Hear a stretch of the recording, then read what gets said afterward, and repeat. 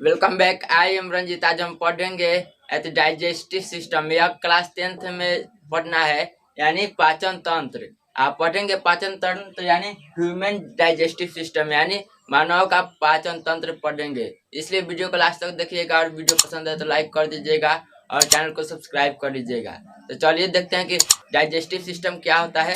अब चलिए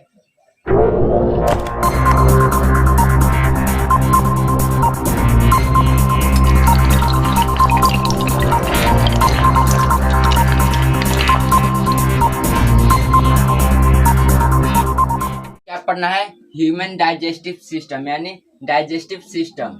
तो हमें पढ़ना है मानव का पाचन तंत्र, यानी मानव पाचन तंत्र पढ़ना है।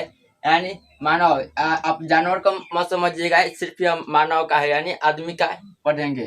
पाचन तंत्र क्या होता है देख लीजिए। सबसे पहले जानते हैं कि पाचन तंत्र यानी पाचन, इसमें सबसे पहले आता है कॉन्सेप्ट को पाचन क्या होता है। तो पाचन पहले समझते हैं।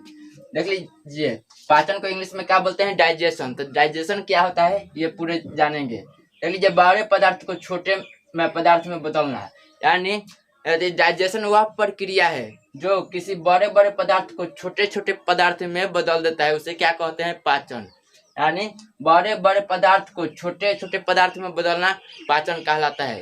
यानी मान लीजिए इतना बड़ा सेव खाएं, हम तक खा रहे हैं, और तो मान लीजिए दांत उसको क्या कर रहा है, इतना बड़ा सेव वो काट कर वह क्या कर रहा है, छोटे छोटे टुकड़े में बांट रहा है, तो वह क्या कहलाएगा? वह पाचन कहलाएगा, यानी पाचन कर रहा है उसका। तब चलिए और नेक्स्ट देखते हैं। यह एक फिजियो और केमिकल प्रक्रिया है।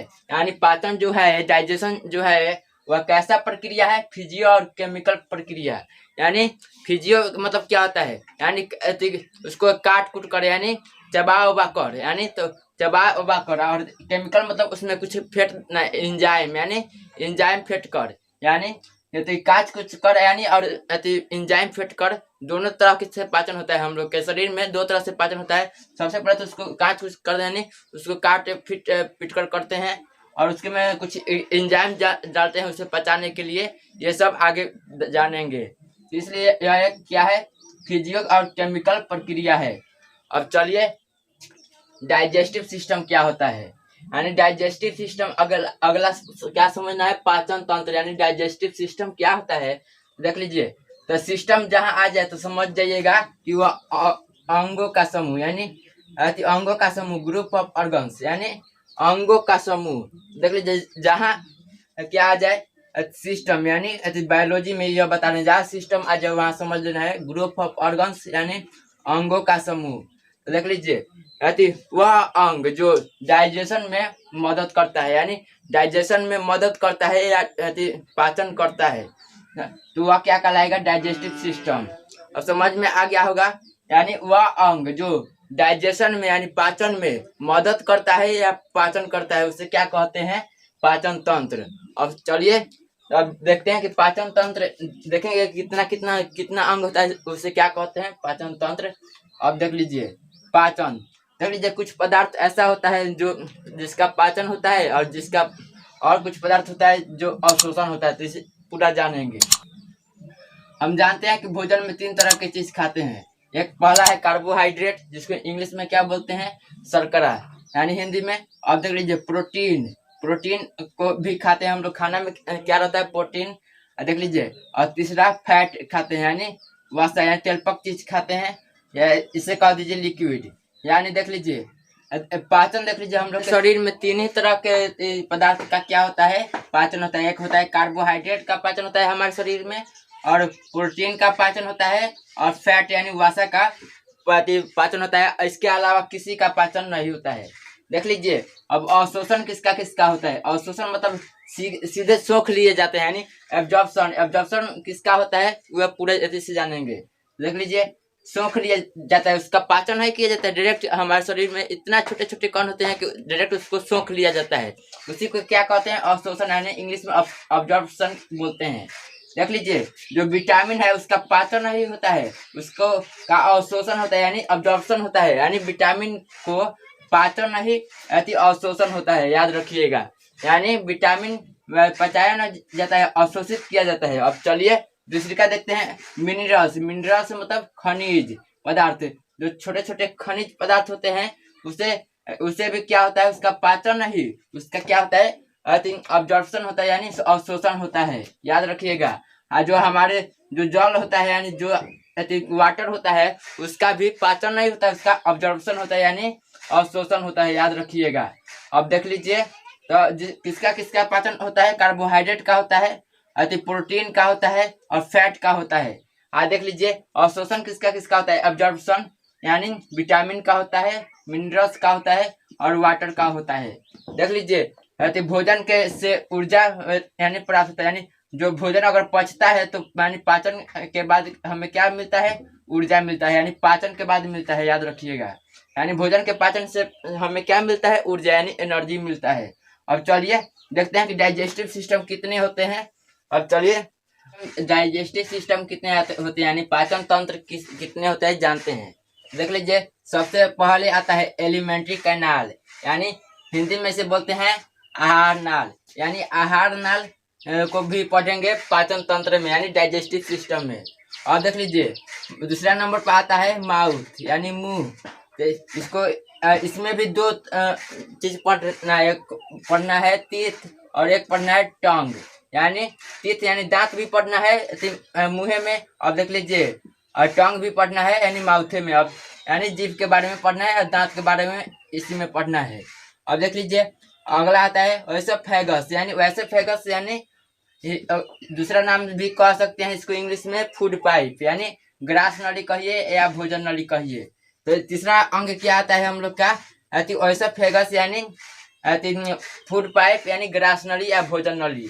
अब देख लीजिए चौथा क्या आता है, स्टमक। स्टमक यानी पेट, सॉरी यहाँ पेट लिखना चाहिए था, पेट या अमाशय भी कह सकते हैं, याद रखिएगा। तो चौथा नंबर हमें क्या पढ़ना है, अमाशय यानी पेट के बारे में पढ़ना है। अब देख लीजिए पांचवा नंबर क्या पढ़ना है, स्मॉल इंटेस्टाइन यानी छोटी आंत के बारे में पढ़ना है। अब देख लीजिए लार्ज इंटेस्टाइन यानी बड़ी आंत के भी बारे में पढ़ना है, और गुद्दा के भी बारे में पढ़ना है यानी एनस के भी बारे में पढ़ना है। अब देख लीजिए ग्लैंड में डाइजेस्टिव ग्लैंड में क्या क्या पढ़ना है, यानी पाचक ग्रंथिया में, यानी वह ग्लैंड जो पचाने में मदद करती है उसे क्या कहते हैं, डाइजेस्टिव ग्लैंड यानी पाचन ग्रंथिया। देख लीजिए पढ़ना है, एक पहला है सलाइवरी ग्लैंड यानी लाड़ीय ग्रंथि, इसको भी पढ़ना है। और देख लीजिए दूसरा है गैस्ट्रिक ग्लैंड यानी जठर ग्रंथि। और देख लीजिए तीसरा पढ़ना है लीवर यानी यकृत के बारे में थोड़ा मोड़ा। और देख लीजिए अग्नाशय भी यानी पैंक्रियाज पढ़ना है पूरा। ये देख लीजिए क्या क्या पढ़ना है, एलिमेंट्री कैनाल पढ़ना है, माउथ पढ़ना है, इसमें भी टीथ टंग पढ़ना है, ओएसोफेगस यानी फूड पाइप के बारे में जानना है, स्टमक के बारे में जानना है, स्मॉल इंटेस्टाइन के बारे में जानना है, लार्ज इंटेस्टाइन के बारे में जानना है, एनस के बारे में भी जानना है, ग्लैंड में सलाइवरी ग्लैंड के बारे में जानना है, गैस्ट्रिक ग्लैंड के बारे में जानना है, और लीवर और पैंक्रियाज के बारे में जानना है। देख लीजिए ये जितना अंग है, ये जितना आपको दिखाई दे रहा है, ये सब को मिलाकर क्या बोलते हैं, डाइजेस्टिव सिस्टम। जितना अंग है यानी इस सब को मिलाकर क्या बोलते हैं, डाइजेस्टिव सिस्टम। तो अब चलिए सबसे पहले एलिमेंट्री कैनाल देखते हैं और माउथ देखते हैं। अब चलिए इस चार्ट में क्या बताए थे हम लोग को, डाइजेस्टिव ग्लैंड भी पढ़ना था यानी पाचक ग्रंथि भी पढ़ना था। तो उसमें से सबसे पहले जानते हैं कि ग्रंथि क्या होता है, यानी ग्लैंड क्या होता है। तो देख लीजिए ग्लैंड क्या होता है, शरीर का वैसा अंग जो हार्मोन बनाए, एंजाइम बनाए और जूस बनाए, यानी तीनों में से कोई चीज बनाए, कोई एक चीज बनाए, उसे क्या कहते हैं, ग्लैंड्स यानी ग्रंथि कहते हैं। हिंदी में हार्मोन, एंजाइम चाहे रस कहिए हिंदी में। तो वैसा चीज यानी वैसा शरीर का अंग जो हार्मोन या एंजाइम या जूस तीनों में से कोई एक चीज बनाए तो उसे क्या कहते हैं, ग्रंथि यानी ग्लैंड्स। अब चलिए देखते हैं कि ग्रंथि के कितने प्रकार होते हैं। देख लीजिए ग्रंथि के कितने प्रकार होते हैं, 3 याद रखिएगा, यानी ग्लैंड्स के कितने प्रकार होते हैं, 3।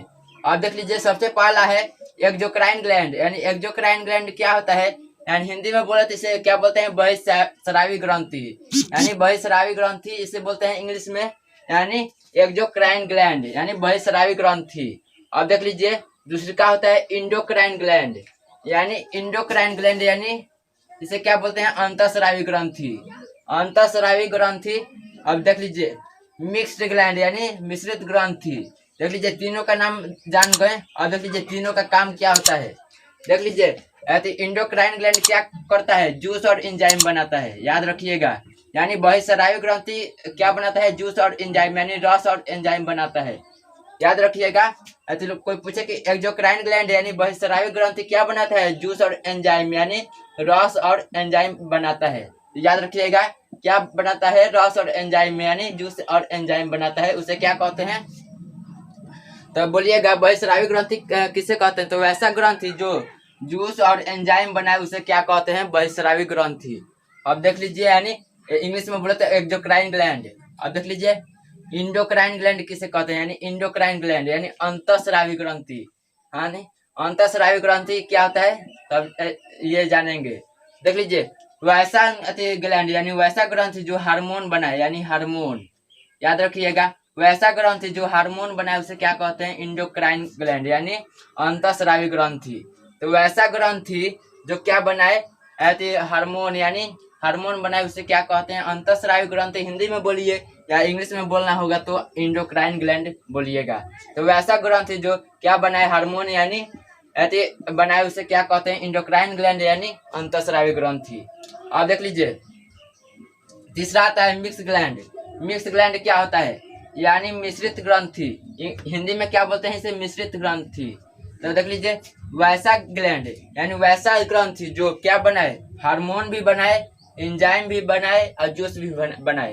यानी वैसा ग्रंथि जो हार्मोन भी बनाए, एंजाइम भी बनाए और जूस भी बनाए। यानी हिंदी में बोले तो हार्मोन, एंजाइम और रस यानी तीनों बनाता है, उसे क्या कहते हैं? मिक्स ग्लैंड यानी मिश्रित ग्रंथि।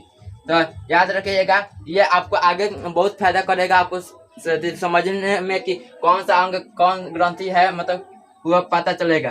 यानी वैसा एंजाइम जो तीनों बनाए यानी वैसा ग्लैंड जो तीनों बनाए, हार्मोन भी बनाए, एंजाइम भी बनाए और जूस भी बनाए, उसे क्या कहते हैं? मिक्स ग्लैंड यानी मिश्रित ग्रंथि।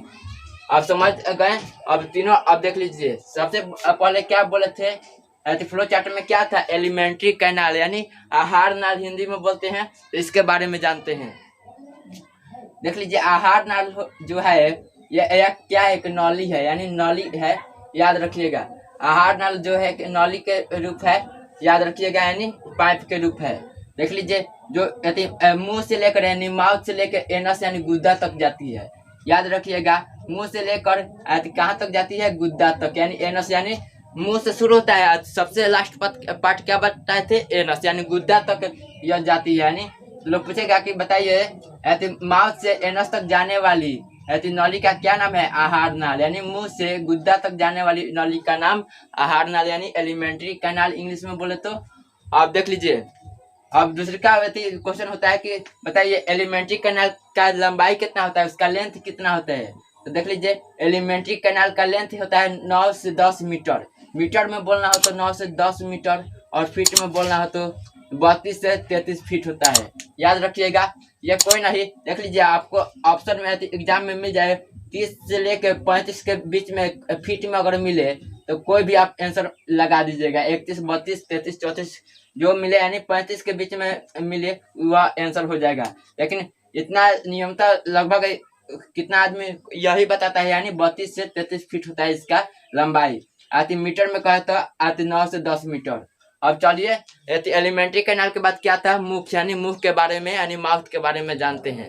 जीभ यानी तो देख लीजिए पूरा ध्यान से देखिएगा वीडियो तो समझ में आ जाएगा।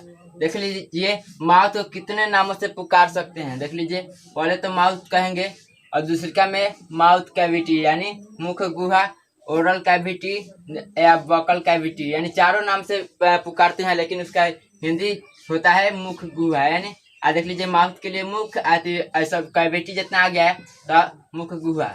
यानी माउथ को आप कितने नाम से पुकार सकते हैं? इतना नाम से, यानी माउथ बोल सकते हैं, माउथ कैविटी बोल सकते हैं, ओरल कैविटी बोल सकते हैं, आप बकल कैविटी भी बोल सकते हैं। यानी चारों एक ही नाम है, यानी चारों एक ही उसका आंसर है। यह देख लीजिए मुख गुहा। देख लीजिए आप देख लीजिए मुख गुहा किसे कहते हैं? मुख गुहा यानी जो मुंह में जो खाली स्थान है, जो माउथ में हम लोग का खाली स्थान है उसे क्या कहते हैं, मुख गुहा, यानी माउथ कैविटी कहिए, माउथ कहिए, ओरल कैविटी कहिए, चाहे बकल कैविटी, यानी सब हो जाएगा, यानी चारों हो जाएगा, उसी का नाम होगा। जो हम लोग का मुंह में जो क्या है, तो खाली स्थान है उसे क्या कहते हैं, माउथ, यानी माउथ कैविटी, यानी ओरल कैविटी या बकल कैविटी, यहाँ हिंदी में बोले तो मुख गुहा। अब देख लीजिए, अब माउथ से हम लोग का पाचन शुरू होता है, यानी मुंह से हम लोग का डाइजेशन शुरू होता है। यानी लोग पूछेगा कि बताइए पाचन यानी डाइजेशन कहाँ से शुरू होता है, यानी माउथ से, यानी मुंह से शुरू होता है, यानी मुख गुहा से भी कह सकते हैं। याद रखिएगा। अब मुख क्या है, देख लीजिए, एलिमेंट्री कैनाल का सबसे पहला अंग है, यानी एलिमेंट्री कैनाल यानी आहार नाल का सबसे पहला अंग है, यानी फर्स्ट ऑर्गन, यानी सबसे पहला अंग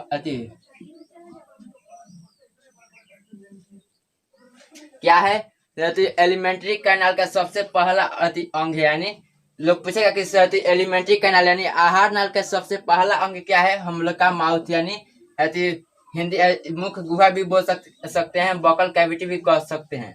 अब चलिए दूसरा देखते हैं, अंतर्ग्रहण क्या होता है। अंतर्ग्रहण क्या होता है, यानी इंजेक्शन। अंतर्ग्रहण को इंग्लिश में क्या बोलते हैं, इंजेक्शन। देख लीजिए, यानी देख लीजिए क्या लिखा गया है, माउथ में भोजन डालने की प्रक्रिया को क्या कहते हैं, इंजेक्शन। हम लोग के मुंह में यानी माउथ में हम भोजन लिए हैं, मान लीजिए हाथ में, और ये डाल रहे हैं, तो ये क्या कहलाएगा, इंजेक्शन, यानी अंतर्ग्रहण। यानी अंतर्ग्रहण यानी माउथ में यानी मुंह में भोजन डालने की प्रक्रिया को क्या कहते हैं, इंजेक्शन, यानी अंतर्ग्रहण। अब समझ में आ गया होगा।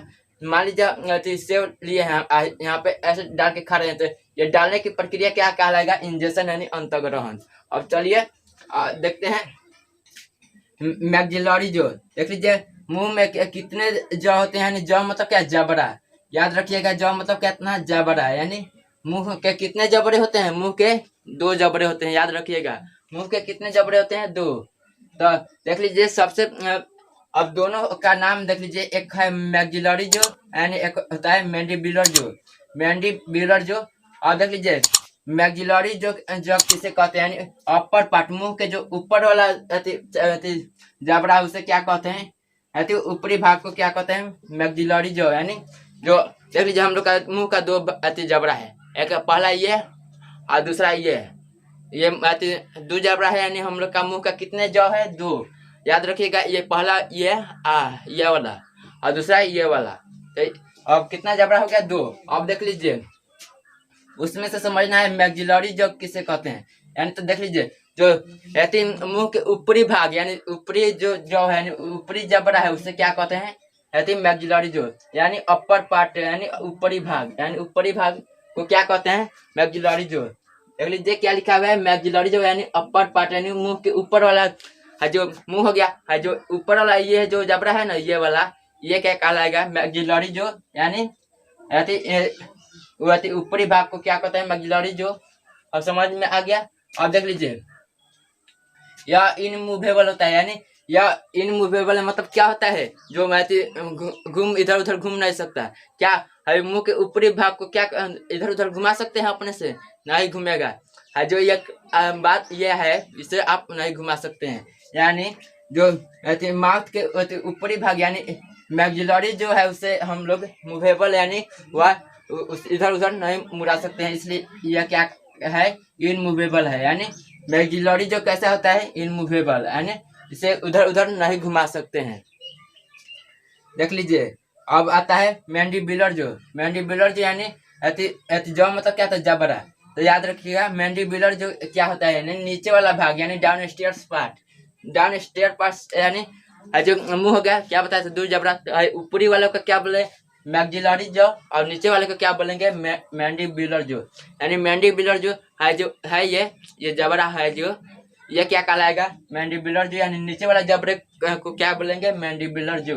यानी ये मूवेबल होता है, यानी इधर उधर घुमा भी सकते हैं, ऐसे इसको घुमा भी सकते हैं, ऐसे याद रखिएगा।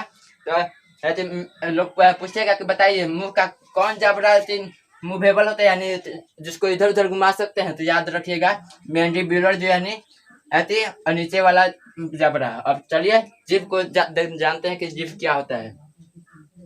जीभ के बारे में पढ़ते हैं, यानी जीभ के बारे में क्या होता है देख लीजिए। यह एक मस्कुलर ऑर्गन है, यानी हिंदी में बोले तो इसे पेशीय अंग है ये, यानी एक कैसा ऑर्गन है, मस्कुलर ऑर्गन यानी पेशीय अंग। मस्कुलर ऑर्गन यानी यह सिर्फ यानी मांस का बना हुआ है, यानी मस्कुलर मतलब क्या होता है, मांस का, यानी पेशी यानी मांस, और सिर्फ इसमें हड्डी उड्डी नहीं होता है, यह सिर्फ मांस का बना होता है, याद रखिएगा। तो लोग पूछेगा कि बताइए जीभ कैसा ऑर्गन है, तो यानी मस्कुलर ऑर्गन है। और देख लीजिए ये, और देख लीजिए दूसरा आता है हायोड बोन, यानी हायोड हड्डी क्या होता है, हायोड हड्डी। देख लीजिए जीभ हम लोग का एक हड्डी से लगा हुआ है, यानी जुड़ा हुआ है, उसे क्या कहते हैं, हायोड हड्डी, यानी हायोड बोन कहते हैं। देख लीजिएगा जीभ हम लोग का बहुत नीचे तक गया है और जाकर एक बोन से यानी एक हड्डी से जुड़ा हुआ है, जिससे क्या कहते हैं, हायोड बोन, यानी हायोड हड्डी हिंदी में बोले तो याद रखिएगा। जीभ एक नीचे यहाँ लगभग होगा, यहाँ पे इसके नीचे हो सकता है, चाहे इधर हो सकता है, यानी वहाँ एक बोन है हायोड बोन, जिससे एक क्या है देख लीजिए, हमने समझ लिया हायोड बोन क्या होता है, यानी हायोड हड्डी क्या होता है, जिससे क्या जीभ लगा होता है, यानी जिससे जिस हड्डी से जीभ जुड़ा होता है उसे क्या कहते हैं, हायोड बोन। अब देख लीजिए, अब जीभ बना क्या चीज का होता है, हम लोग का टंग बना क्या चीज का होता है, तो याद रखिएगा संयोजी ऊतक का, संयोजी ऊतक का, यानी इंग्लिश में बोले तो इसे क्या कहेंगे, कनेक्टिव टिश्यू का बना होता है, याद रखिएगा। टंग हम लोग का किस ऊतक का बना होता है, क्या चीज का बना होता है, संयोजी ऊतक का, याद रखिएगा। इंग्लिश में बोलते हैं कनेक्टिव टिश्यू का बना होता है। देख लीजिए कनेक्टिव टिश्यू एक ऐसा ऊतक है जो पानी से उसका कोई असर नहीं पड़ता है, यानी वो सड़ेगा ना गलेगा, कुछ असर नहीं पड़ता है, तो इसलिए देख लीजिएगा हम लोग का जीभ पर कितना भी पानी रहे उसका कोई असर नहीं पड़ने वाला है, याद रखिएगा। कनेक्टिव टिश्यू से बना होता है हम लोग का जीभ। अब देख लीजिए अब जीभ का काम क्या होता है, यानी फंक्शंस उसका क्या होता है, उसका कार्य जानते हैं, यानी जीभ का काम क्या होता है। सबसे पहले आता है वॉइस कंट्रोल, यानी वॉइस कंट्रोल यानी आवाज का नियंत्रण करता है। देख लीजिएगा अगर आप जीभ पकड़ कर बोलिएगा तो आपका आवाज नहीं निकलेगा, है ना, निकलेगा तो मतलब पूरा निकलबे नहीं करेगा, याद रखिएगा। तो देख लीजिए यह क्या कहलाता है, सबसे पहले क्या काम करता है, वॉइस कंट्रोल करता है, यानी आवाज क्या करता है, यानी आवाज पर नियंत्रण करता है। आपका जीभ नहीं रहेगा तो आप बोल नहीं पाएंगे। अब देख लीजिए दूसरा यह स्वाद बताता है, यह स्वाद बताता है, यानी दूसरा काम क्या होता है, स्वाद बताना है, यानी जीभ का दूसरा काम क्या होता है, टेस्ट, यानी उसका टेस्ट तो कोई चीज खाए या उसका टेस्ट कैसा है, यानी स्वाद कैसा है, यह जीभ बताता है, याद रखिएगा। अब देख लीजिए आप जीभ में देख लीजिएगा बहुत सारे मतलब बिल जैसे यानी होल जैसे मतलब अंग पाए जाते होंगे। देख लीजिए जीभ में बहुत सारे बिल होते हैं, ऐसे यहाँ पर छुएगा तो छोटे छोटे क्या होते हैं, बिल यानी होल होते हैं, उसे क्या कहते हैं, टेस्ट बर्ड, यानी टेस्ट बर्ड से बोलते हैं इंग्लिश में। और देख लीजिए हिंदी में स्वाद कनिकाय भी बोलते हैं, चाहे स्वाद कलिकाय भी बोलते हैं, तो दोनों में से कोई भी बोल सकते हैं हिंदी में, स्वाद कनिकाय या स्वाद कलिकाय दोनों भी बोल सकते हैं, लेकिन इंग्लिश में एक ही नाम है, टेस्ट बर्ड्स। यानी जीभ में जो होल होता है यानी बिल जैसे छोटे छोटे होता है, यानी उसे क्या कहते हैं, टेस्ट बर्ड। देख लीजिएगा चाय आप गरम एक बैग पी लीजिएगा तो आपका वह क्या जलता है, यानी टेस्ट बर्ड, यानी वह जलता है तो छनछनाने लगता है, याद रखिएगा। अब देख लीजिए जीभ में भी चार भाग होते हैं, यानी चार भाग मुख्यतः यानी मेन चार भाग होते हैं। तो सबसे पहला क्या होता है, देख लीजिए यह, यानी जीभ का जो सबसे अगला भाग है उसे क्या कहते हैं, अग्र भाग, यानी सबसे अगला यहाँ आप देख लीजिए क्या बोले हैं कि जीभ पर यानी टंग पर क्या टेस्ट बर्ड पाया जाता है। देख लीजिए सबसे आगे वाला भाग पर कैसा स्वीट टेस्ट बर्ड पाया जाता है, याद रखिएगा। सबसे जीभ का सबसे आगे वाला भाग पर कैसा टेस्ट बर्ड यानी कैसा स्वाद का निकाय बताता है, होता रहा है स्वीट यानी मीठा, तो याद रखिएगा।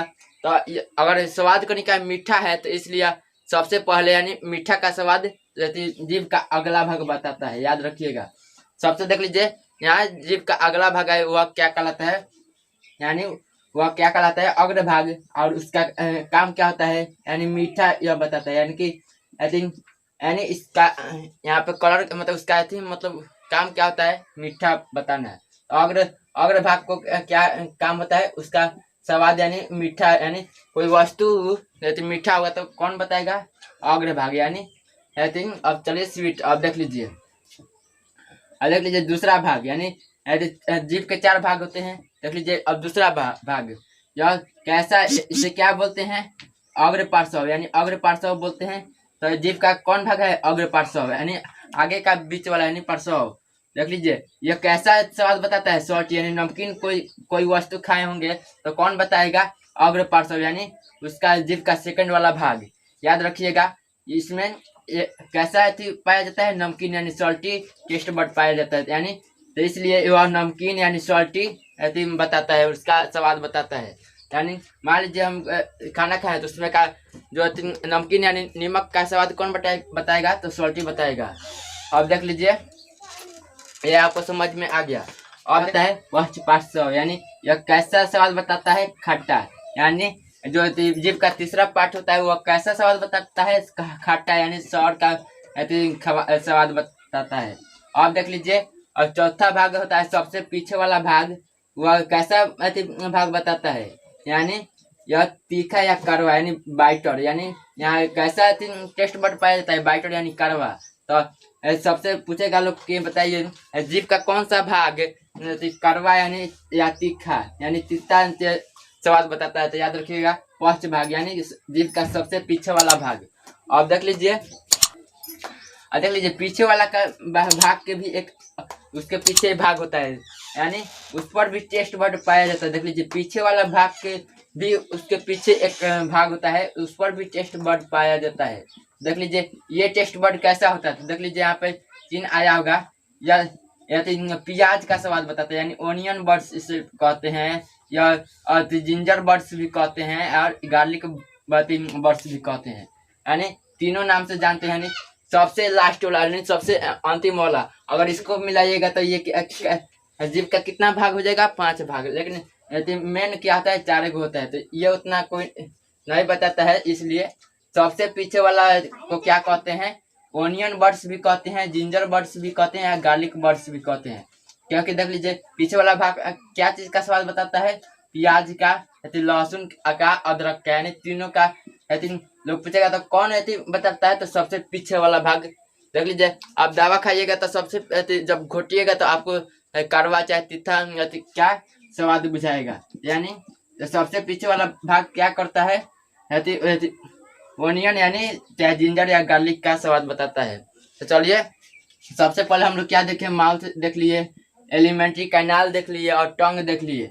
इसके बाद वाला में जानेंगे टीथ क्या होता है और सलाइवरी ग्लैंड क्या होता है। तो पूरा इसके वीडियो में लास्ट अगले वीडियो में जानेंगे, तो इसलिए वीडियो को लास्ट तक देखकर आप पीडीएफ का लिंक इसका है, मतलब आप नहीं उतारे होंगे तो टेंशन मत लीजिएगा, इसका पीडीएफ का लिंक दे दिया जाएगा।